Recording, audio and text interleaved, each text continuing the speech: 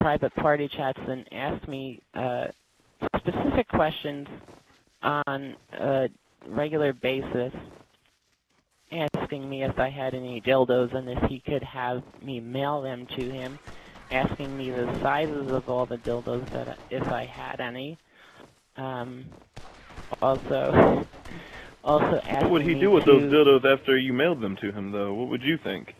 What was his plan with those if a guy sex has instruments? like a dildo, the only thing where it could go is either in your mouth or up your ass. So I got the notion that he was bisexual at first because he would like invite other women to the party chat and flirt with them while I was in there as well. But at the same time, he was asking for dildos to stick in his ass, and was wondering if I would jerk him off while I was sticking them up there.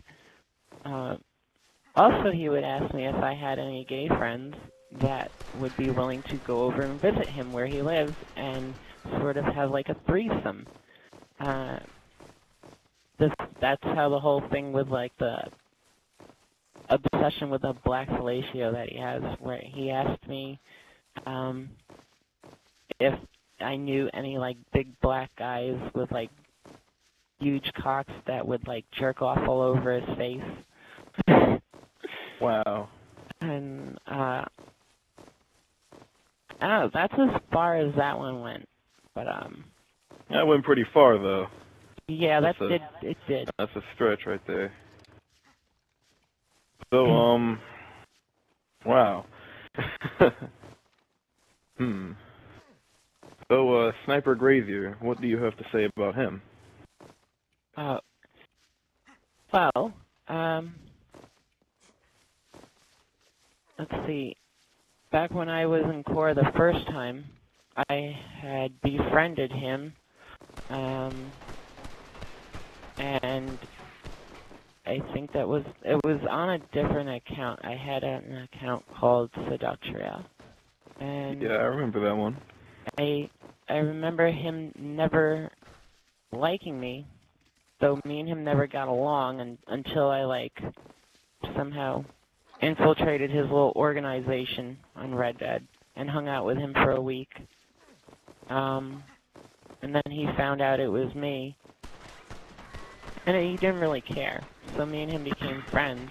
But after like rumors went around of me like bringing people into party chats and things happening, the cyber and all that, he started being flirty towards me, sending me kissy messages online and voice messages,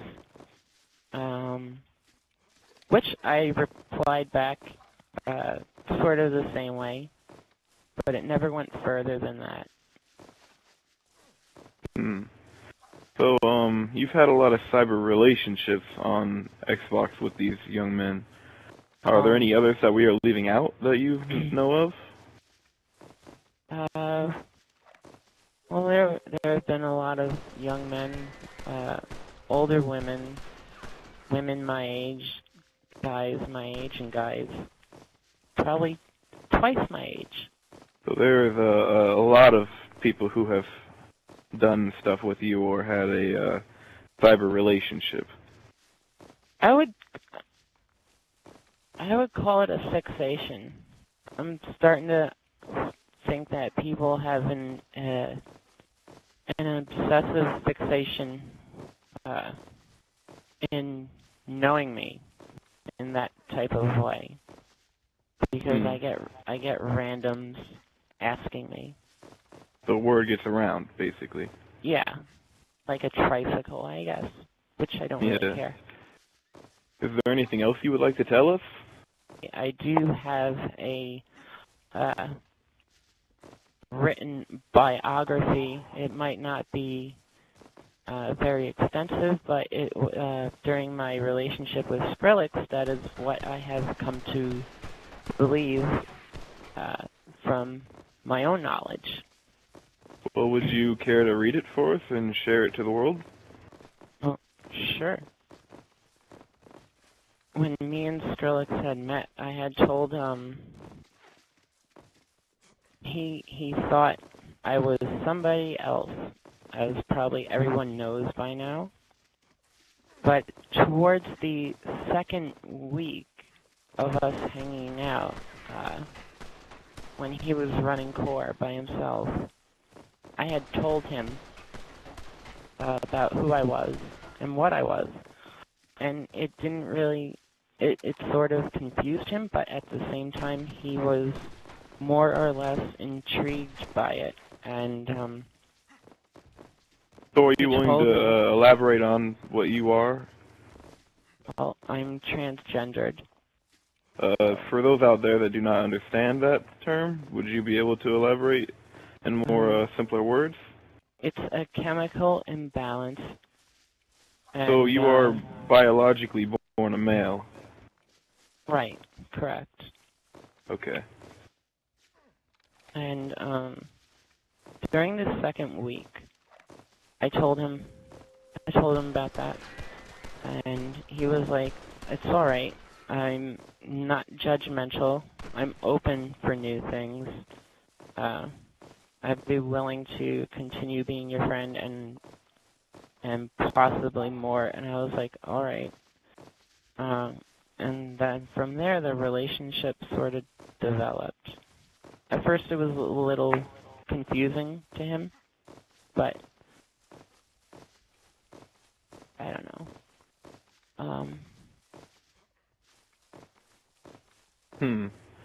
He admitted to me, well, I said before, he admitted to me he never had a relationship. So, personally, I would consider him bi-curious. It seems that there are a lot of bi-curious males. And in the dark about his feelings towards other people. Yeah, because after that 1v1, all he wants is a rematch, and I'm not going to give it to him because, honestly, why would I delve him deeper into this depression by beating him again? Who knows what he would do? Exactly. I mean, him trapping himself I'm not going to be responsible for a child's suicide. In his room is keeping him from physical contact, which kind of, I'll be quite honest, I was him 7 years ago. I didn't know who I was, didn't know where I wanted to be, didn't know where I was going. I can relate to him, but at the same time, 7 years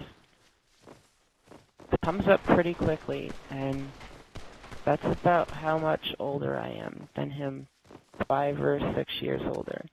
And before you know it, he's going to look back on his life and probably be like, why the fuck did I waste all my time doing this? And then he's going to regret it. He told me nobody talks to him at school. Everybody passes him in the hallways. They don't even acknowledge his existence. And he wonders why he comes home angry, upset, depressed, and lonely. And just locks himself in his room, you know?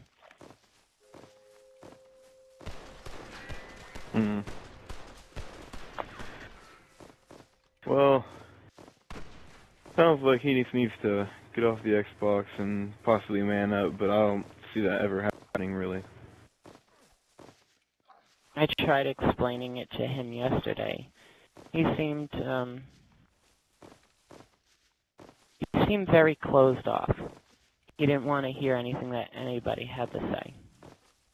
Yeah, I spoke with him yesterday. He heard about this video, this interview that me and you were going to have, and he really did not want to be a part of it.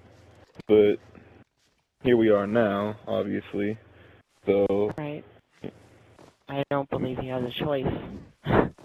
Maybe this is the final nudge. I mean, he felt like, to me, it felt like he was, on the edge of a cliff, and that all it would take was one little, push him off that edge. But, hopefully when he hits that bottom, it won't be anything crazy. Hopefully he'll just get off Xbox and maybe go figure something else out. Very true. It could be good for him. I hope it is. That is why I'm doing this. Yeah. Or he'll just get a new gamer tag and never plug his mic in and run around doing the same thing he does every day. Well, if anybody sees a gamer tag called RDR, that is his second profile.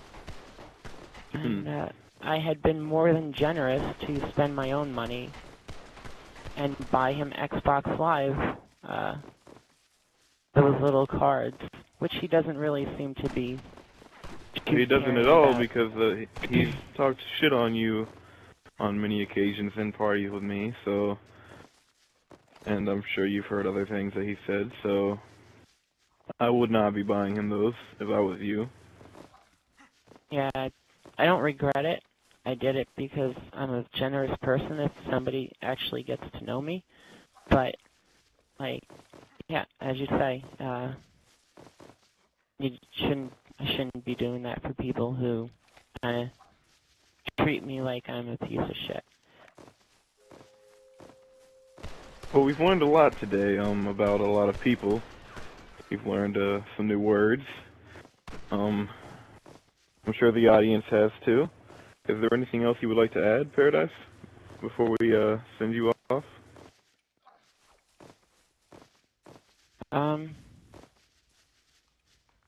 Yeah, there is.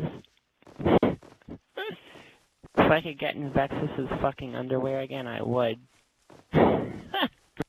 Alright, Vexus, if you're out there listening, you have, you've got some stuff waiting for you. Oh, yeah. Well, that's all we have for today. Thank you for, sharing this with us, Paradise. Maybe we can have an interview another time. I'd be more than happy to oblige. Alright. Well, this is, Red Dead News. I'm Chief Poonsberry, signing out. See you lonely fucks later.